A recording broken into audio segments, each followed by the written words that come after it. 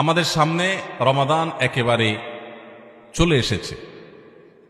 আমাদের দোরগোড়ায় রমাদান উপস্থিত, আর কয়েকদিন পরে রমাদান মাস শুরু হবে। এই রমাদান মাস এটা ঈমানদারের জন্য ইবাদতের ভরা বসন্ত। ঈমানদারের জন্য ইবাদতের সবচেয়ে বড় মৌসুম এবং সিজন হলো রমাদান মাস।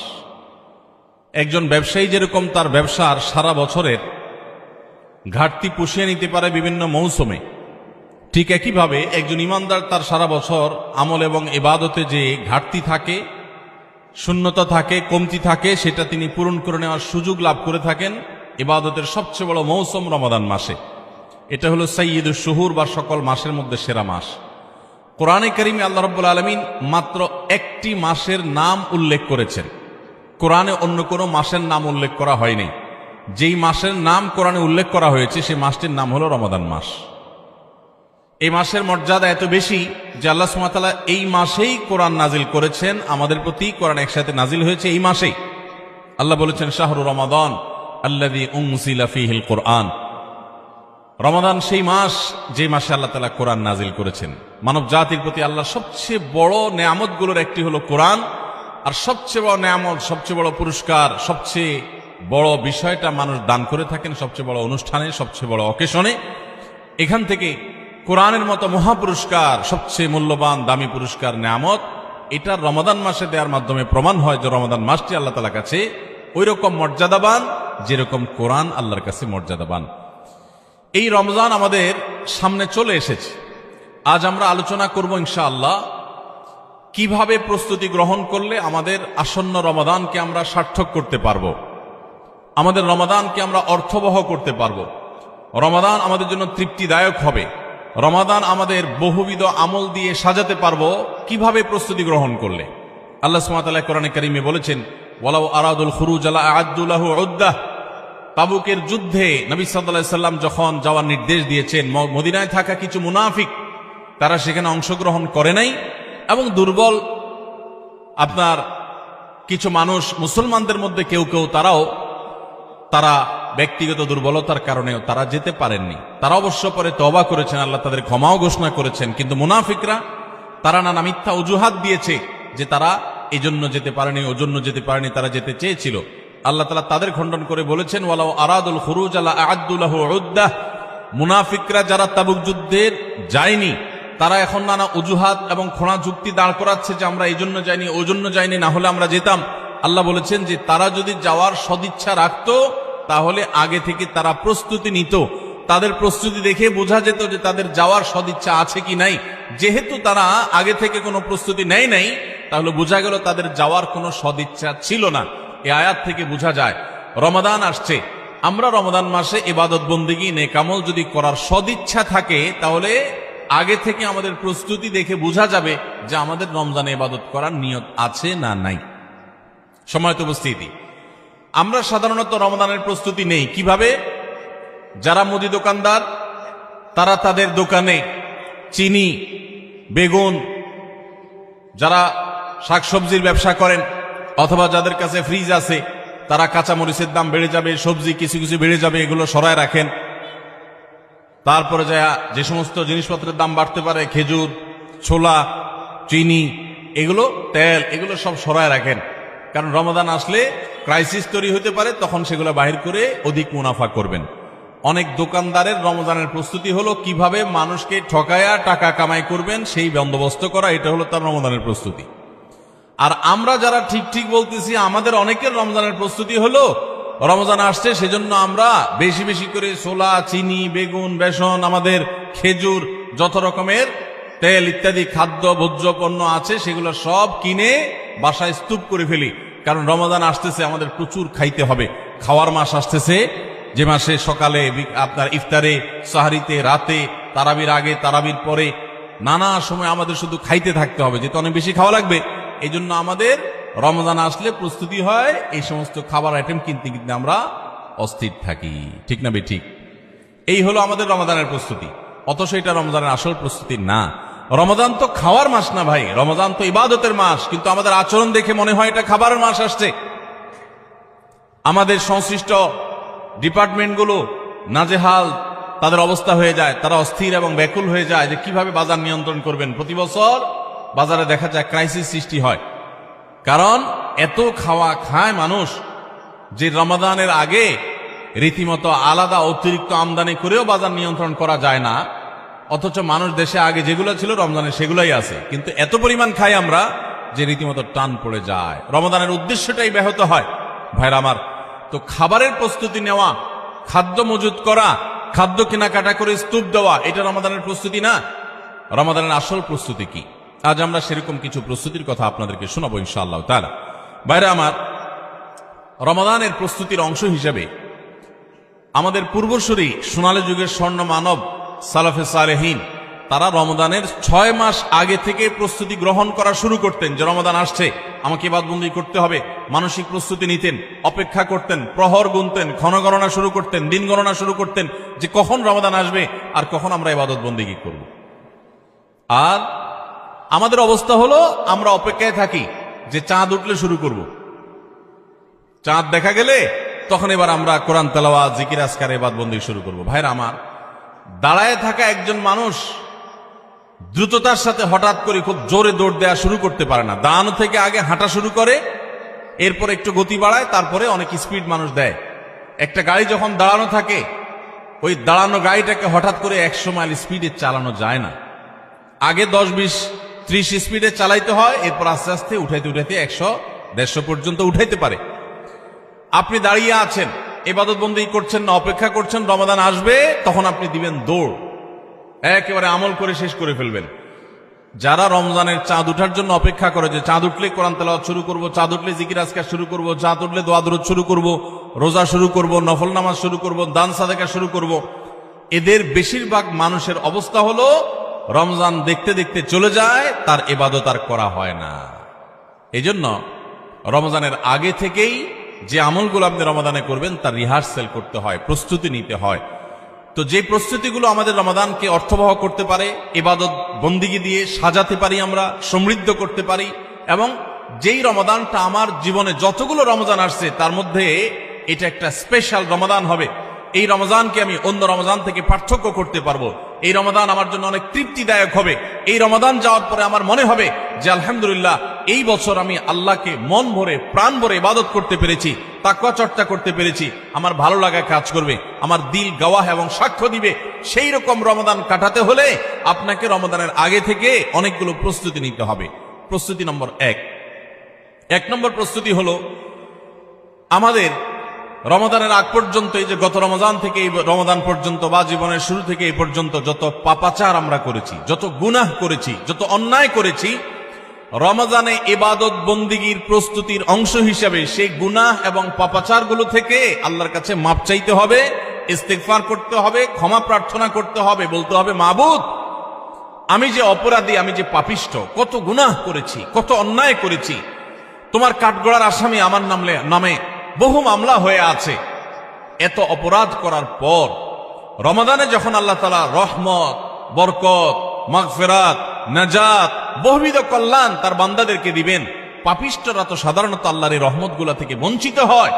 তো আল্লাহ আমার গুনাহ খাতাগুলো যেগুলো আগে ছিল সেগুলো সব মাফ করে আমার রমাদানে তোমার যে রহমত বরকত নাজিল হবে সেটার জন্য আমাকে একটু উপযোগী করে দাও, আমি যেন পাপিষ্ঠ হয়ে তোমার রহমত থেকে বঞ্চিত না হই।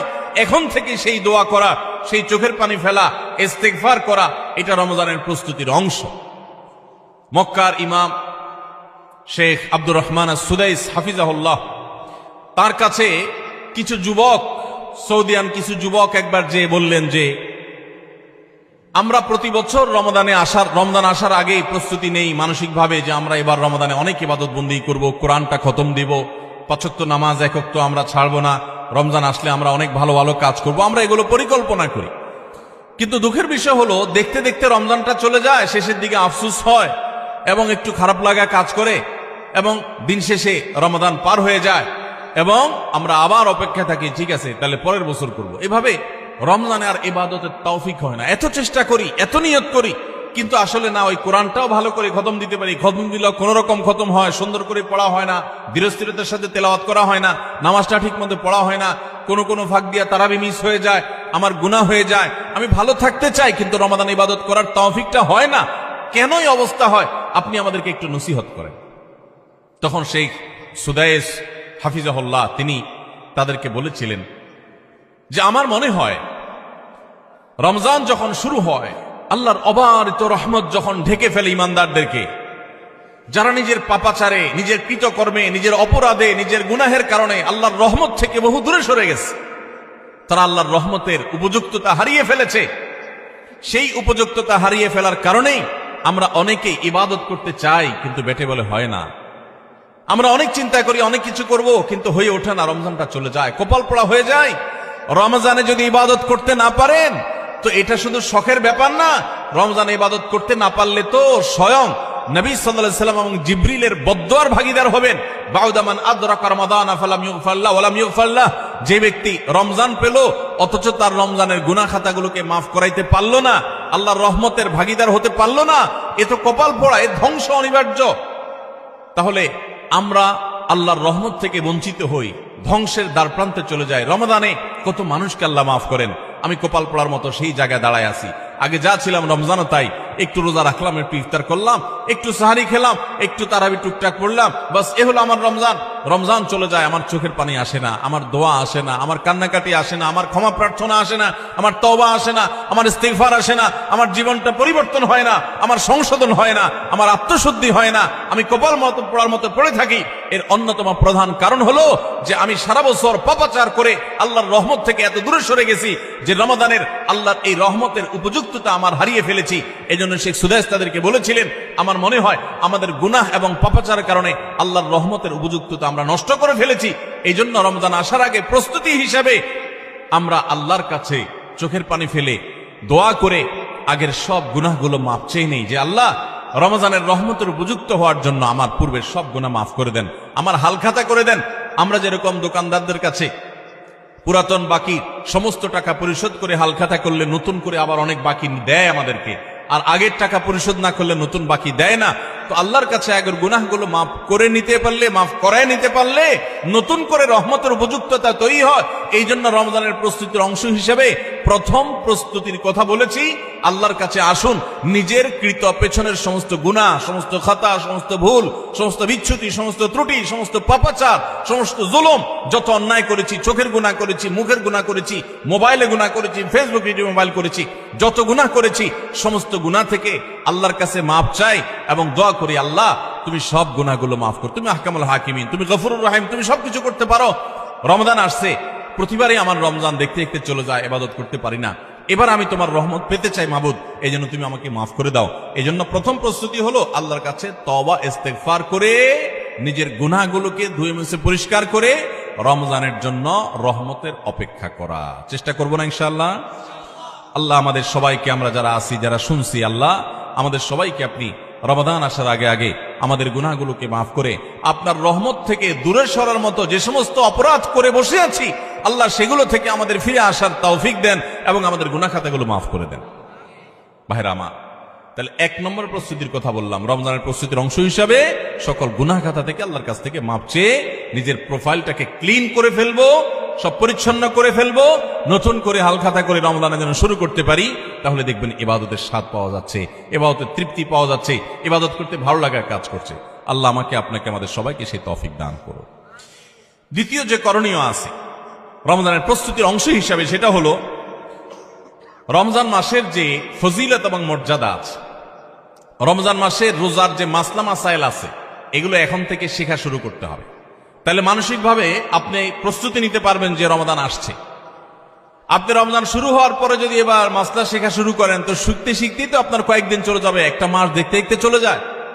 এজন্য রমজানের প্রস্তুতির অংশ হিসেবে এখন থেকে রমজানের কি মর্যাদা, রোজার কি মর্যাদা, মানুষকে ইফতার করালে কি লাভ, রমজান মাসে গুনাহ থেকে বেঁচে থাকার অপরিহার্যতা কি রয়েছে, রোজা রেখে যদি আমি গুনাহ করি তাহলে রোজার কোনো লাভ নেই, উপাস থাকার মতো, এগুলো আগে থেকে জানতে হবে, শিখতে হবে, বুঝতে হবে। রমজানের ফাজাইল এবং মাসাইল, রমজানের তাৎপর্য, মাহাত্ম্য, মর্যাদা কি, সেগুলো জানবো এখন থেকে, এবং করণীয় কি সেগুলো আমরা ঠিক করব। আমাদের একটা বক্তব্য ইউটিউবে আছে, রমজানের 27টি স্পেশাল আমল, বিশেষ আমল, এগুলো রমাদানের জন্য স্পেশাল। এই 27টি আমল প্রিন্ট করে বা হাতে কলমে কাগজে লিখে আপনি কোথাও টাঙায় রাখেন, এখন থেকে দেখা শুরু করেন যে 27টা আমলের সবগুলো আমি পুরো মাস ব্যাপী করব, কোনটা আমি বাদ দিব না। এখন থেকে প্রস্তুতি নেন। আপনি রমজানের পরে যদি জানতে শুরু করেন তো জানতে জানতেই তো 1 সপ্তাহ চলে যাবে, আর মানতে মানতে আরেক সপ্তাহ চলে যাবে, আপনি ইবাদত করে শান্তি পাবেন না। এই জন্য এখন থেকে রমাদানের মাসাইলগুলো, মাসলা মাসাইলগুলো, ফজিলতগুলো জানা শুরু করেন। ভাইরা আমার, যত ইবাদত আছে ইসলামে, আমার ক্ষুদ্র জ্ঞানে রমাদান এবং সিয়াম, রমজান মাস এবং সিয়াম রোজা সম্পর্কে যত ফজিলত, যত মর্যাদা, যত মাহাত্ম্যের কথা আসছে, এত মাহাত্ম্যের কথা এতগুলো হাদিসে অন্য কোন আমলের ব্যাপার আর বর্ণিত হয়েছে বলে আমার জানা নেই। এই জন্য রমাদান আসছে ভাই, জীবনে আরেকটি রমাদান আমি পাবো কোনো গ্যারান্টি নাই। কত মানুষ গত রমজানে ছিলেন, এই রমজানে তারা কবরের বাসী হয়ে গেছে। এই জন্য এই রমজানটা যেন সঠিকভাবে কাটাতে পারি, সেজন্য আগে থেকে, এখন থেকে রমজানের মাসনা মাসাইল জানবেন, সেরকম বই কিনবেন, রমজানের উপযোগী বই পুস্তক কিনবেন এবং ওইরকম ওয়াজগুলো শুনবেন, আলেমদের কাছে বসবেন, মসজিদে আলোচনা শুরু হবে, রমজানের প্রস্তুতি শুরু হবে। আল্লাহ আমাদের সবাইকে তৌফিক দান করুন। 3 নম্বর প্রস্তুতি হলো আমাদের প্রতিজ্ঞা করতে হবে, নিয়াত করতে হবে, এইবারের রমজানে আমি আল্লাহর কাছ থেকে আমার গুনাহগুলো মাফ করাইয়াই ছাড়ব। প্রত্যেক দিন ভাইরা আমার, রমজানের প্রত্যেকটা দিন আল্লাহ তাআলা বহু মানুষকে সাধারণ ক্ষমা ঘোষণা করেন। যাই করছো বান্দা সব মাফ, সাধারণ ক্ষমা ঘোষণা করেন কিছু মানুষকে। সেই সৌভাগ্যবান মানুষগুলোর কাতারে আমি ঢোকার জন্য চেষ্টা করবই করব। এই প্রতিজ্ঞা করা, এটা হলো প্রস্তুতির অংশ, যে এইবারের রমজানকে আমি আর হেলায় হারাতে দেব না, আমি এবার রমজানে আমার গুনাহ মাফ করাইয়াই ছাড়বো। এই প্রতিজ্ঞা এখন থেকে করতে হবে ইনশাআল্লাহ।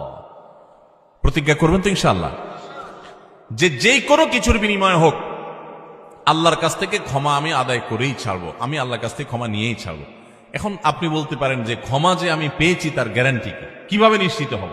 ভাইরা আমার, কোন সালাফ বলেছেন আমাদের দোয়া কোনটা আল্লাহর কাছে কবুল হয়েছে আর কোনটা কবুল হয়নি নিশ্চিত হওয়ার কোনো উপায় আছে কিনা। তো তারা বলেছেন যে যেই দোয়া পর, যেই কান্নাকাটির পর, যে প্রার্থনার পর, যে মুনাজাতের পর আপনার মানসিক প্রশান্তি অনুভব হয়, আপনার মনের মধ্যে এক ধরনের সুখ অনুভব হয়, তৃপ্তি অনুভব হয়, আপনার প্রশান্তির এক বাতাস বয়ে যায়, খুব ভালো লাগা কাজ করে যে আমি দোয়া করেছি, আল্লাহর কাছে চোখের পানি ফেলেছি, কান্নাকাটি করেছি, ভালো করে মনোযোগী দোয়া করতে পেরেছি। এরকম যদি তৃপ্তি অনুভব হয় তাহলে সুধারণা করতে পারেন যে আল্লাহ আপনার দোয়াটা কবুল করেছে।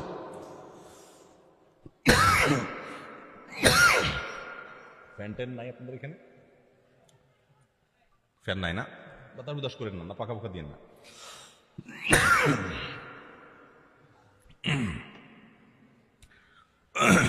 তাহলে রমাদানের প্রস্তুতির অংশ হিসেবে আমরা আল্লাহ রাব্বুল আলামিনের মাগফিরাত এবারের রমজানে আদায় করেই ছাড়বো, এই প্রতিজ্ঞা এখন থেকে করতে হবে। সাধারণ নিয়ত না, প্রতিজ্ঞা, পাক্কা নিয়ত করতে হবে। চেষ্টা করবো না ইনশাআল্লাহ যে আমি আল্লাহর কাছ থেকে আমার গুনাহগুলোকে মাফ করাইয়াই ছাড়বো। যত ত্যাগ করা লাগে, যত স্যাক্রিফাইস করা লাগে করবো, তারপর আমি মাফ করাই ছাড়বো ইনশাআল্লাহ। চেষ্টা করা যাবে না? আল্লাহ আমাদের সবাইকে তৌফিক দান করুন। ভাইরা আমার, 4 নম্বর যে করণীয় আছে আমাদের রমজানের প্রস্তুতির অংশ হিসাবে, সেটা হলো যদি কারোর আগের রমজানের, গত বছরের রমজানের রোজা বাকি থাকে, হতে পারে কেউ অসুস্থ ছিলেন, এত বেশি অসুস্থ হয়ে পড়ছেন যে রোজা রাখতে পারেন নাই, ভাঙতি পড়ছে, অথবা মা বোনদের মাসিকের কারণে রোজা ভাঙতি পড়ে থাকতে পারে, সফরের কারণে রোজা ভাঙতি পড়ে থাকতে পারে। এই ভাঙতি রোজাগুলো এই বছরের রমজানের আগে আগে রেখে দিতে হবে। আম্মা জান আয়েশা রাদিয়াল্লাহু তাআলা আনহা তার ভাঙতি রোজাগুলো পরবর্তী রমজানের আগে আগে রেখে ফেলতেন। এই জন্য রমজানের রোজার প্রস্তুতির অংশ হিসাবে আগের কোনো ভাঙতি বা কাজা রোজা থাকলে এই রমজানের আগে আগে সেগুলো রেখে ফেলা উচিত এবং উত্তম। এটা রমজানের 4র্থ প্রস্তুতি। 5 নম্বর প্রস্তুতি হলো নিজের অন্তরকে শিরক এবং হিংসা থেকে মুক্ত করা। আল্লাহর সাথে কোনো কাউকে, সেটা কোনো মাজারে শায়িত ব্যক্তি হোক, কোনো জীবিত ব্যক্তি হোক, কোনো কাউকে আল্লাহর সাথে অংশীদার সাব্যস্ত করা যাবে না। এই শিরক করা থেকে নিজেকে পরিচ্ছন্ন করতে হবে, তাওহীদটাকে স্ট্রং করতে হবে এবং নিজের অন্তরকে হিংসা, বিদ্বেষ, শত্রুতা এগুলো থেকে পরিচ্ছন্ন করতে হবে। আপনি যদি এগুলো থেকে পরিচ্ছন্ন করেন, এগুলো থেকে পরিষ্কার করেন অন্তরকে, তাহলে ইনশা আল্লাহ বিইذনিল্লাহ আল্লাহ তাআলা প্রতিদিন যে বহু মানুষকে সাধারণ ক্ষমা ঘোষণা করেন, আপনি আশা করতে পারেন যে আপনি সাধারণ ক্ষমার আওতায় পড়বেন। কারণ হাদিস থেকে আমরা জানি যে যারা শিরকের মধ্যে থাকে, যাদের অন্তরে মানুষের প্রতি হিংসা থাকে, শত্রুতা থাকে, তারা আল্লাহর সাধারণ ক্ষমা থেকে মাহরুম এবং বঞ্চিত থাকে। অতএব আল্লাহর সাধারণ ক্ষমার উপযুক্ত হওয়ার জন্য নিজেদের অন্তরকে এই সমস্ত গুনাহ থেকে, বিশেষ করে শিরক এবং হিংসা থেকে পরিচ্ছন্ন হতে হবে। এটা হবে রমজানের প্রস্তুতির অংশ। রমাদানে আল্লাহ রাব্বুল আলামিন প্রতিদিন অগণিত মানুষকে মাফ করে দিবেন, বহু মানুষকে আল্লাহ তাআলা মাফ করে দিবেন। যেহেতু বহু মানুষকে আল্লাহ তাআলা মাফ করে দিবেন, তো আমি তাদের মধ্যে যেন থাকি, সেজন্য আমি আমার অন্তরকে হিংসা এবং শিরক থেকে পরিচ্ছন্ন করব। 6 নম্বর প্রস্তুতি হলো বিশেষ করে সামাজিক যোগাযোগের মাধ্যম এবং আমাদের মোবাইল ফোনগুলো নিয়ন্ত্রণ করে ফেলতে হবে, যেগুলো আমাদের ইবাদত বন্দেগীর ক্ষেত্রে বড় ধরনের বাধা সৃষ্টি করে। অনেকেই আছি যে সোশ্যাল মিডিয়ার আসক্তিতে আমরা এরকম ভয়াবহ একটা পর্যায়ে, যে আমাদের ইবাদত বন্দেগীর ক্ষেত্রে সবচেয়ে বড় বাধা হলো আমাদের এই ফেসবুকের নেশা, টিকটকের নেশা, ইউটিউবের নেশা, মোবাইলের নেশা, গেমসের নেশা। অন্তত রমজান মাস উপলক্ষে আমরা আমাদের এই সমস্ত বিষয়গুলো থেকে যদি বেরিয়ে আসতে পারি, এটা হবে সবচেয়ে বড় কার্যকর পদক্ষেপ, সবচেয়ে বড় প্রস্তুতি, সবচেয়ে বাস্তবসম্মত প্রস্তুতি। যদি আপনার হিম্মত থাকে, শুনেন, নেকামল করার জন্য কিছু বুকের বল লাগে, মেরুদণ্ড লাগে, এগুলো সবাই পারে না। এগুলোর জন্য সৎ সাহস লাগে। ইমানদার যুবক, আমার জীবনটা শেষ হয়ে যাচ্ছে, হেয়ালিপনায়, হেলায় পেলায়, যা খুশি তা করে জীবনটা পার করে ফেলছি, এই মোবাইল স্ক্রিনের পিছনে আমার পুরো জীবনটা বরবাদ করে ফেলছি, আর কত? আলাম ইয়ানিল্লাযীনা আমানু আন তাখশা কুলুবুহুম লিযিকরিল্লাহ। আল্লাহ বলেছেন, আল্লাহর স্মরণে অন্তর বিগলিত হওয়ার মতো সময় কি ইমানদারদের এখনো আসেনি? যুবক ভাই আমার, সালহাতু সঙ্গে বুদি দিল খারাস আজমুদে এক জামানা খাকে বাস। বহু বছর তো পাথর হয়েছিলে। আসুন এই রমাদানটা একটু মাটি হয়ে দেখি, একটু চোখের পানি ফেলে দেখি, একটু কান্নাকাটি করে দেখি। সোশ্যাল মিডিয়ার মজা তো বহু লুটেছেন, এবার আসন্ন রমাদানকে কেন্দ্র করে আসুন সোশ্যাল মিডিয়া থেকে নিজের আইডি, নিজের প্রোফাইলটাকে ডিঅ্যাক্টিভ করে ফেলান। 1 মাসের জন্য, মরে যাবেন না, একটু কষ্ট হবে, বন্ধু বান্ধবের সাথে বিচ্ছিন্ন হয়ে যাবেন, কিচ্ছু আসবে যাবে না। আমি আল্লাহর শপথ করে বলতে পারি, যদি সৎ সাহস করে এগুলো ডিলিট করে ফেলতে পারেন, পুরো অ্যাপ আইডি যদি ডিঅ্যাক্টিভ করে ফেলতে পারেন, অ্যাক্টিভিটি যদি বন্ধ করে ফেলতে পারেন, 1টা মাসের জন্য যদি আপনি নিয়ন্ত্রণ করতে পারেন নিজেকে, দেখবেন মাস শেষে আপনার অবর্ণনীয় এক তৃপ্তি এবং ভালো লাগা কাজ করছে। এজন্য সৎ সাহস করতে হয়, হিম্মত করতে হয় যে আসন্ন রমাদানে আমার ইবাদতে বড় বাধা হলো আমার এই ফোনের নেশা, মোবাইল টিপাটিপির নেশা, সো আমি এটা থেকে বেরিয়ে আসব। আমরা যদি সৎ সাহস করি, হিম্মত করি, নিয়ত করি যে আমি এই রমাদানটাকে ইবাদতে কাটাবার প্রয়োজনে আমি কোরআন তেলাওয়াত করব, আমি বই পুস্তক পড়ব, আমি সুন্দর করে নামাজটা পড়ব, আমি আমার অন্যান্য কাজকাম করব, স্টুডেন্ট হলে পড়ালেখা করব, অন্যান্য কাজকাম করব। এর বাইরে আমি আমার সময়ের অপচয় থেকে বাঁচার জন্য আমি এই অপারেশন করব, নিজের প্রতি নিজে এই শক্ত এবং কঠিন অভিযান পরিচালনা করব। যদি আমরা নিয়ত করি, আল্লাহ তাআলা আমাদেরকে সাহায্য করবে। নিয়ত করা যাবে না ইনশাআল্লাহ? আল্লাহ আমাদের সবাইকে এই নিয়ত করার মতো সৎ সাহস দান করুন। আমি সেই যুবক দেখার সৌভাগ্য অর্জন করেছি, রমাদানের শুরুতেই মোবাইল থেকে এরকম অ্যাপ ডিলিট করে ফেলে দেয়, ইবাদতের জন্য নিজেকে প্রস্তুত করে। ভাইরা আমার, বন্ধু বান্ধব অনেক কথা বলবে, হাসাহাসি করবে, কিয়ামতের ময়দানে এই হাসাহাসি করা মানুষগুলো আপনার কোনো কাজে আসবে না। আপনার আল্লাহর সামনে আপনাকে জবাবদিহি করতে হবে। রমাদান পেয়ে ইবাদত করতে পারলেন না, জবাবদিহি করা লাগবে। সো আমরা আমাদের ইবাদতে যে সমস্ত বাধা বিপত্তি আছে সেগুলো বিশেষ করে সোশ্যাল মিডিয়া এবং মোবাইল নিয়ন্ত্রণ করব ইনশাআল্লাহ, চেষ্টা করব না ইনশাআল্লাহ। 7 নম্বর প্রস্তুতি হলো, গত বছর, তার আগের বছর রমজানে আমি ইবাদত কেন করতে পারি না, কি কি সমস্যা ছিল? আমার অমুক দোস্তটা, ওর কারণে তারাবিটা পড়া হয় না, কারণ ও ওই টাইমে ফোন দেয়, আড্ডা মারতে বলে, অথবা তমুক কারণে আমার পড়ালেখাটা হয় না, অমুক নেশার কারণে হয় না। কি কারণে হয় না, প্রত্যেকেরটা আলাদা আলাদা। আমার গত রমজানে আমি কোরআনটা পুরো ভালো করে সুন্দর করে খতম দিতে পারি নাই কেন? শুরু তো করছিলাম কিন্তু শেষ করতে পারি নাই কেন? আমার গত রমজানে যে তারাবি কয়েকদিন মিস হয়েছিল, সেটা কেন মিস হয়েছিল? আমার গত রমজানে যে ভালো কাজগুলোর পরিকল্পনা ছিল সেগুলো কেন হয় নাই, সেই বিষয়গুলো আমাদের চিহ্নিত করতে হবে, খুঁজে বের করতে হবে। বের করে এইবারের রমাদানে যেন সেগুলো রিপিট না হয়, সেগুলো যেন আর পুনরায় দেখা না দেয়, আগে থেকে সিদ্ধান্ত নিতে হবে এবং প্ল্যান করতে হবে যে আমার গত রমজানে কি সমস্যা ছিল, ও শেষের দশকে যে আল্লাহ লাইলাতুল কদর রেখেছেন ওই দশকটাতে আমার ঈদের কেনাকাটার কারণে আমি এগুলো করতে পারি নাই, তাহলে এবছর ঈদের ঝামেলা আমি আগেই সেরে ফেলব।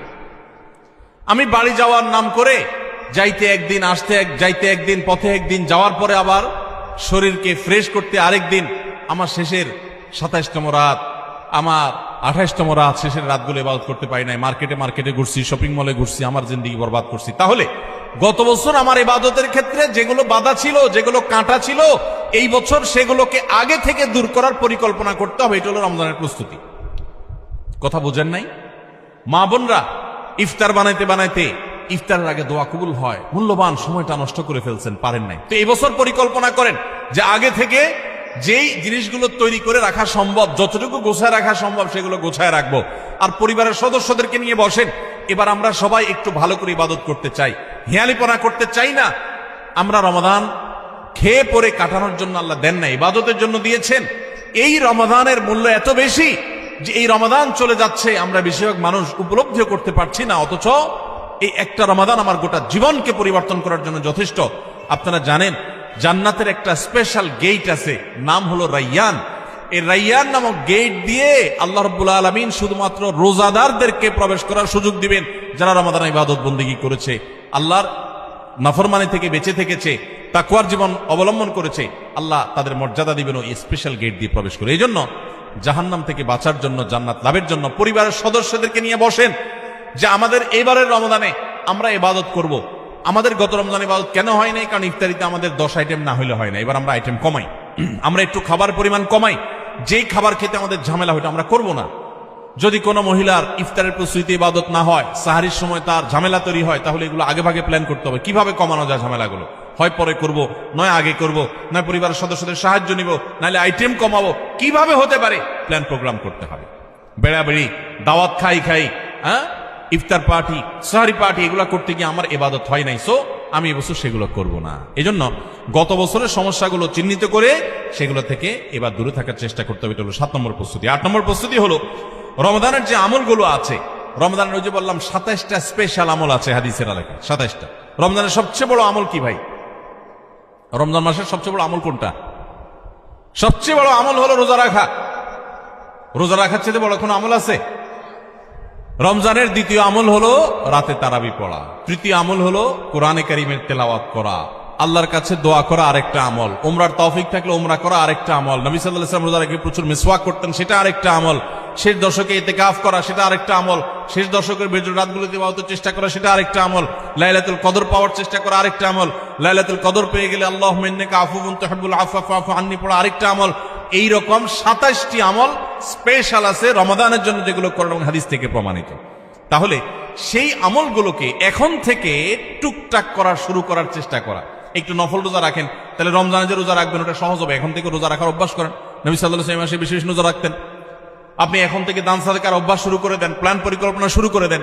এটা হবে রমজানের প্রস্তুতি, যে রমজানে যে আমলগুলো করবেন এখন থেকে সেগুলো শুরু করে দেন। ওই যে বললাম দান ও গাড়ি 100 মাইল স্পিডে চলতে পারে না, আগে 20 মাইল স্পিডে চলেন, শুরু করে দেন।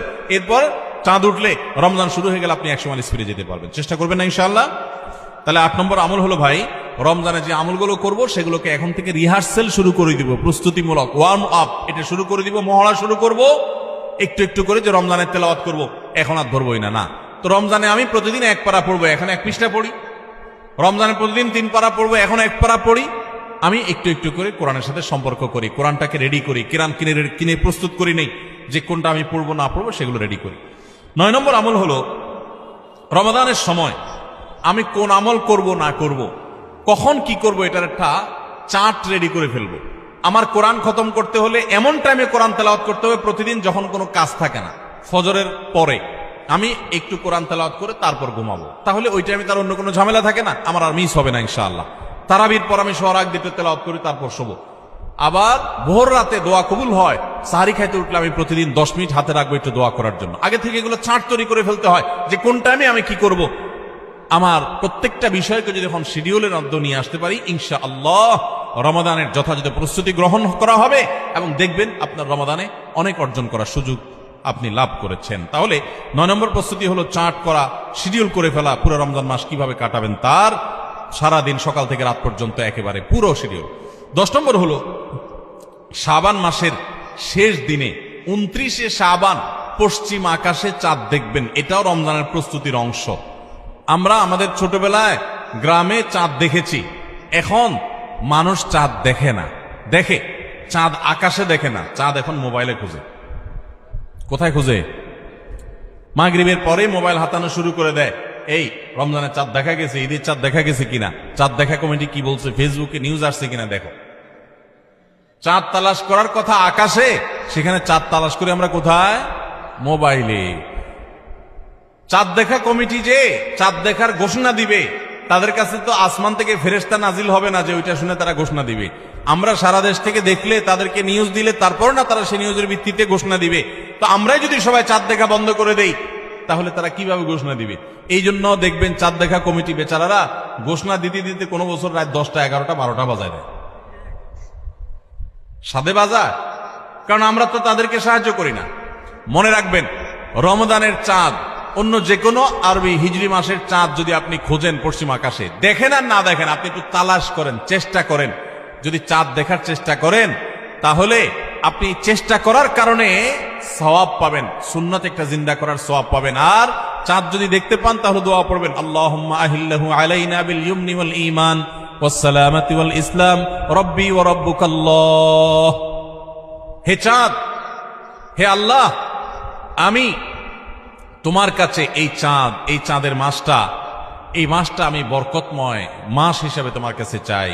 ঈমানের সাথে যেন থাকতে পারি, শান্তি নিরাপত্তার সাথে থাকতে পারি, ইসলামের সাথে থাকতে পারি। এরপর চাঁদকে লক্ষ্য করে বলা, হে চাঁদ, তোমার এবং আমার সৃষ্টিকর্তা এক আল্লাহ, তোমারও রব আল্লাহ, আমারও সৃষ্টিকর্তা আল্লাহ। তো এই দোয়া পড়া সুন্নাত। যদি চাঁদ দেখতে পান দোয়া পড়বেন, আর না দেখতে পারলে চেষ্টাটা করবেন, তাও সওয়াব পাবেন। এই জন্য শাবানের 29 তারিখে পশ্চিম আকাশে চাঁদ তালাশ করবো তো ইনশাআল্লাহ। এগুলো এখন বিদায় হয়ে গেছে, চাঁদ তালাশ করা। চাঁদ তালাশ করা একটা বিলুপ্ত সুন্নাহ। এই সুন্নাহ জিন্দা করার চেষ্টা করবেন, রাস্তা বের হয়ে পশ্চিম আকাশে তাকাবেন। তাহলে এটা হবে রমজানের প্রস্তুতির একটি বিষয়। 10 নম্বর প্রস্তুতি হলো শাবান মাসে চাঁদ দেখা। আর 11 নম্বর এবং সর্বশেষ প্রস্তুতি হলো আল্লাহর কাছে ইবাদতের জন্য দোয়া করতে হয়। আমাদের পরিকল্পনা আমরা করতে পারি, কিন্তু তৌফিকটা আসলে আল্লাহ দিবেন। এজন্য আমার পরিকল্পনাগুলো করে আমি বলবো, আল্লাহ, আমি চার্টও তৈরি করেছি, রমজানে মাসালা জানার জন্য বইও কিনেছি, আমি কোরআনও তো রেডি করেছি, তেলাওয়াতও শুরু করে দিয়েছি, টুকটাক নফল রোজা রেখে আমার প্রস্তুতিও শুরু করে দিয়েছি। আমি আমার জায়গা থেকে যা করতে পারার আমি করছি। মাবুদ, এবারের রমজানটাতে তুমি আমার একটু ইবাদত করার তৌফিক দিও। ভাইরা আমার, আপনারা অনেকেই অনেক স্বাদ জীবনে আস্বাদন করেছেন, আড্ডা মেরে বন্ধু বান্ধবের সাথে একান্তে কাটিয়ে বিভিন্ন রকমের কাজ করে মজা অনেক লুটেছেন। আল্লাহর শপথ, রমজানটাতে যদি আপনি ইবাদত করে কাটাতে পারেন, রাতভর একটু চোখের পানি ফেলে তাহাজ্জুদের সময় সাহারি খাওয়ার পর 10টা মিনিটে যদি একটু কাঁদতে পারেন, আল্লাহর কাছে মাপ চাইতে পারেন, আপনার কাছে পৃথিবীর যে কোনো কিছু তৃপ্তির চাইতে অনেক বেশি তৃপ্তিদায়ক হবে এই আল্লাহর কাছে একান্ত মুহূর্তে কান্নাকাটি করা, দোয়া করা, ইবাদত করা, ইস্তেগফার করা, আমলে মশগুল থাকা। আপনি সেই জিনিসটা করার পরিকল্পনা এই বছর রমাদানে নেন। চেষ্টা করা যাবে না ইনশাআল্লাহ? ভাইরা আমার, সেজন্য আল্লাহর কাছে দোয়া করতে হবে, আল্লাহ, আমি আমার চেষ্টা যা নেওয়ার, প্রস্তুতি যা নেওয়ার আমি নিয়েছি, চেষ্টা করেছি, মাবুদ তুমি এবার আমাকে তৌফিক দিও। নবী সাল্লাল্লাহু আলাইহি ওয়াসাল্লাম প্রত্যেক নামাজের পরে দোয়া করতেন, আল্লাহুম্মা আইন্নি আলা যিকরিকা ওয়া শুকরিকা ওয়া হুসনি ইবাদাতিক। ও আল্লাহ, তোমার কাছে আমি সাহায্য চাই, যেন তোমার সুন্দর করে ইবাদত করতে পারি, যেন তোমার স্মরণ আমি সুন্দর মতো করতে পারি, হ্যাঁ, তোমার কৃতজ্ঞতা শুকরিয়া যেন আদায় করতে পারি, সেই তৌফিক তুমি দাও। আল্লাহর কাছে তৌফিক চাইতে হয়। এই জন্য ভাইরা, রমাদানের সর্বশেষ এবং 11তম প্রস্তুতি বলেছি, আল্লাহর কাছে দোয়া চেয়ে নিতে হবে যে আল্লাহ তুমি আমাকে তৌফিক দিও। আল্লাহ তাআলা আমাদের সবাইকে রমাদানের এই সবগুলো প্রস্তুতি যথাযথভাবে করে আসন্ন রমাদানকে আমাদের জীবনে এক ব্যতিক্রমী রমাদান, সার্থক রমাদান, সফল রমাদান, তৃপ্তিদায়ক রমাদান এবং জান্নাত কামানো রমাদান, মাগফিরাত লাভ করা রমাদান হিসাবে কাটাবার তৌফিক নসিব করুন। খুব দোয়া করবো দিল থেকে ভাই, খুব দোয়া করবো, খুব চোখের পানি ফেলবো। যে আল্লাহ, রমাদানে যদি ক্ষমা না পাই তাহলে তোমার ফেরেশতার বদদুয়া, তোমার নবীর বদদুয়ার ভাগীদার হইতে হবে। এর চাইতে বড় হতভাগা আর কেউ নাই যে রমজান পাওয়ার পরও ক্ষমা পায় নাই, রমজান পাওয়ার পরও পাঁচ ওয়াক্ত নামাজ ধরতে পারে নাই, রমজান পাওয়ার পরও কোরআন ধরতে পারে নাই, রমজান পাওয়ার পরও তার জীবনে পরিবর্তন হয় নাই, তাকওয়া শুরু করতে পারে নাই। এর চাইতে হতভাগা, এর চাইতে কপাল পড়া আল্লাহর জমিনে আরেকটা নেই। ভাইরা আমার, সেজন্য এবারের রমাদানটাকে আমরা একটু নড়ে চড়ে বসে ভিন্নভাবে কাটাবার চেষ্টা করি। আল্লাহ হে আরশে আজিমের মালিক, আপনি আমাদের সবাইকে তৌফিক দান করেন। আমরা চেষ্টা করব না ইনশাআল্লাহ ভাই রমাদানকে সুন্দরভাবে কাটাবার জন্য এখন থেকে প্রস্তুতি নিব না ইনশাআল্লাহ? আমি এক নজরে আবারও আপনাদেরকে এই 11টা প্রস্তুতির কথা বলে দিচ্ছি। সর্বপ্রথম প্রস্তুতি হলো, রমাদানে যেন আমি ইবাদতের তৌফিক আল্লাহর কাছ থেকে পাই, রহমত যেন পাই, সেজন্য আমার পেছনের গুনাহগুলো থেকে আল্লাহর কাছ থেকে মাপ চেয়ে নিব। রমজানের প্রস্তুতির অংশ হিসাবে আগের গুলো মাপ চেয়ে নিব, আল্লাহ আমাকে মাফ করে দাও। বেশি বেশি ইস্তিগফার পড়বো, সাইয়্যিদুল ইস্তিগফার পড়তে পারি। আল্লাহুম্মা আনতা রাব্বি লা ইলাহা ইল্লা আনত। আল্লাহ, আপনি আমার রব, আপনি ছাড়া সত্যিকারের কোনো মাবুদ নাই। খালাকতানি, আপনি আমাকে সৃষ্টি করেছেন। ওয়া আনা আবদুক, আমি আপনার গোলাম। ওয়া আনা আলা আহদিকা ওয়া ওয়াদিকা মাস্তাতাতু, যতটুকু পেরেছি আল্লাহ আপনার সাথে কৃত অঙ্গীকার আর ওয়াদাকে রক্ষা করার চেষ্টা করেছি। আউযু বিকা মিন শাররি মা সানাত, আল্লাহ আমি যে সমস্ত অপকর্ম নিজে করেছি আমি আপনার কাছে পানা চাই সেগুলোর ক্ষতি থেকে, এগুলোর কারণে যেন আমি বঞ্চিত না থাকি, রমাদানে কপাল পোড়াদের কাতারে যেন শামিল না হই, আমি যেন তৌফিক পাই। আউযু বিকা মিন শাররি মা সানাত আবু লাকা বিনিআমাতিকা আলাই, আল্লাহ যত নিয়ামত আপনি দিয়েছেন আমি স্বীকার করি। ওয়া আবু লাকা বিযামবি, আমি যত পাপাচার করেছি মাবুদ আমি স্বীকার করি। ফাগফিরলি ফাইন্নাহু লা ইয়াগফিরুদ দুনুবা ইল্লা আনত, ও মালিক আপনি ছাড়া আর কেউ পাপাচার মাফ করতে পারে না, এখতিয়ার কারণ নাই, আপনি একটু মাফ করে দেন। আল্লাহর কাছে মাফ চাইব, মাফ চেয়ে রমজানের জন্য প্রস্তুতি নিব, চেষ্টা করবো তো ইনশাআল্লাহ।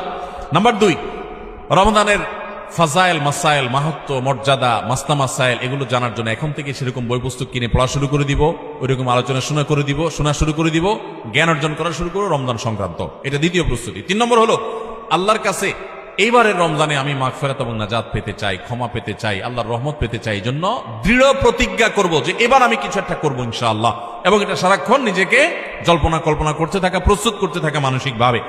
নাম্বার 4 নম্বর প্রস্তুতি হলো, আগের বছরে কোনো রোজা ভাঙতি থাকলে সেগুলো আদায় করে ফেলা। 5 নম্বর প্রস্তুতি হলো, নিজের অন্তরকে শিরক এবং হিংসা, বিদ্বেষ, শত্রুতা এগুলো থেকে পরিচ্ছন্ন করা। কারোর প্রতি দুঃখ আছে, হিংসা আছে, দুঃখটা হিংসার লেভেলে চলে গেছে, তো আপনি সেই হিংসাটা দূর করে ফেলান, সবাইকে মাফ করে দেন, ফ্রেশ হয়ে যান। কারণ রমজান আসছে, সাধারণ ক্ষমা ঘোষণা যখন করা হবে তখন কিন্তু কপাল পোড়ারা, হিংসুকরা পাবে না মাফ। এই জন্য কারোর প্রতি হিংসা রাখেন না, কারোর অকল্যাণ চায়েন না, সবার কল্যাণ কামনা করেন, মনটাকে উদার করে দেন, বড় করে দেন, এটা আপনি সুস্থ থাকতে পারবেন। আর শিরক থেকে নিজেকে বাঁচিয়ে রাখেন, ইনশাআল্লাহ রমজানের সাধারণ ক্ষমার মধ্যে পড়বেন। এটা রমজানের প্রস্তুতির অংশ, যে শিরক এবং হিংসা থেকে নিজেকে পরিচ্ছন্ন করলেন। 5 নম্বর প্রস্তুতি। 6 নম্বর প্রস্তুতি হলো, সোশ্যাল মিডিয়া, ফেসবুক ইত্যাদি নেশা এবং স্মার্টফোন পারলে গলা চিপে বন্ধ করে ফেলান। 1 মাসের জন্য বাটন ফোনে চলে যান অন্তত, এবং আইডি ডিঅ্যাক্টিভ করে ফেলান। একটু হিম্মত করেন, সৎ সাহস করেন, মরে যাবেন না। একটু কষ্ট হবে, এতটুকু কষ্ট যদি না করেন কোন মুখে আল্লাহর কাছে আপনি জান্নাতের দাবি করবেন? একটু সোশ্যাল মিডিয়াকে 1 মাসের জন্য নিয়ন্ত্রণ করার যদি নিয়ত করতে না পারেন, আল্লাহর কাছে কোন মুখে জান্নাতের আশা করবেন, দাবি করবেন?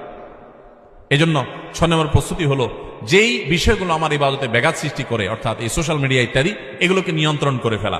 7 নম্বর হলো, গত বছর রমজানে বা তার আগের বছরগুলোতে রমজানে আমার ইবাদতে যেসব বাধা ছিল, যাদের কারণে সমস্যা হয়েছে, ওই বন্ধুই আমার বন্ধুত্বের তালিকা থেকে বাদ দিয়ে ফেলতে হবে, ওই সার্কেল আমি ছেড়ে দিতে হবে, ওই আড্ডা আমার ছেড়ে দিতে হবে, ওই কাজ আমার ছেড়ে দিতে হবে, যেই কাজের কারণে আমার রমজানে ইবাদত হয় না, ওই কাজে আমি করব না। 1 মাসের জন্য নিজেকে স্যাক্রিফাইস করতে হবে। এটা রমজানের প্রস্তুতি, এখন থেকে প্ল্যান করে এগুলো বাদ দিতে হবে। এবং 7 নম্বর 8 নম্বর হলো যে রমজানের যে আমলগুলো আছে সেগুলো এখন থেকে একটু একটু করে শুরু করা। কোরআন তেলাওয়াত এখন থেকে শুরু করে দেন, রোজা এখন থেকে, নফল রোজা শুরু করে দেন, এখন থেকে তাসবিহ তেলাওয়াত শুরু করে দেন, এখন থেকে দোয়া দরুদ শুরু করে দেন, তাহলে রমজানে বেশি করে করতে পারবেন। আর যদি তখন করবেন বসে থাকেন, করা আর হবে না।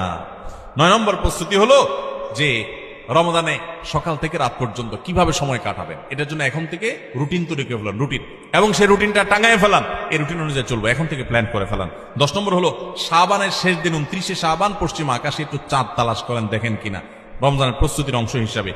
আর 11 নম্বর সর্বশেষ প্রস্তুতি হলো, আল্লাহর কাছে দোয়া করবেন, আমরা সবাই দোয়া করব, আল্লাহ যেন আমাদেরকে রমাদান মাসটিকে যথাযথভাবে কাটানোর তৌফিক দান করে।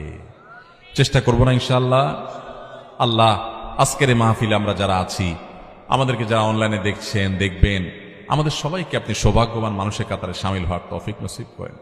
আল্লাহ বহু মানুষকে আপনি মাফ করে দিবেন, আমাদেরকে সেই ক্ষমাপ্রাপ্ত সৌভাগ্যবান মানুষদের কাতারে সামিল হওয়ার তৌফিক নসিব করেন। আল্লাহ যেন গোটা রমজান আমরা কোরআন নিয়ে পড়ে থাকতে পারি, আল্লাহ তোমার তাসবিহ তেলাওয়াতে যেন পড়ে থাকতে পারি, আমরা যেন দোয়া মুনাজাতে পড়ে থাকতে পারি, আমরা যেন চোখের পানি ফেলতে পারি, যেন তাহাজ্জুদ পড়তে পারি, ভোর রাতে দোয়া করতে পারি, সকল নেকামল দিয়ে যেন রমজানটাকে সাজাতে পারি, পরিতৃপ্তির রমজান যেন সাজাতে পারি, সকল খারাপ বন্ধু, খারাপ সংস্রব, খারাপ আড্ডা, খারাপ সার্কেল সবগুলোকে তোমার জন্য ত্যাগ করে আমরা যেন একান্ত তোমার হয়ে যেতে পারি। আল্লাহ এই রমজানটা আমাদেরকে সেভাবে কাটানোর তৌফিক দান করো। সবাই চেষ্টা করবো তো ইনশাআল্লাহ। জাযাকুমুল্লাহু খায়রা ওয়া আখিরু দাওয়ানা আনিল হামদুলিল্লাহি রাব্বিল আলামিন।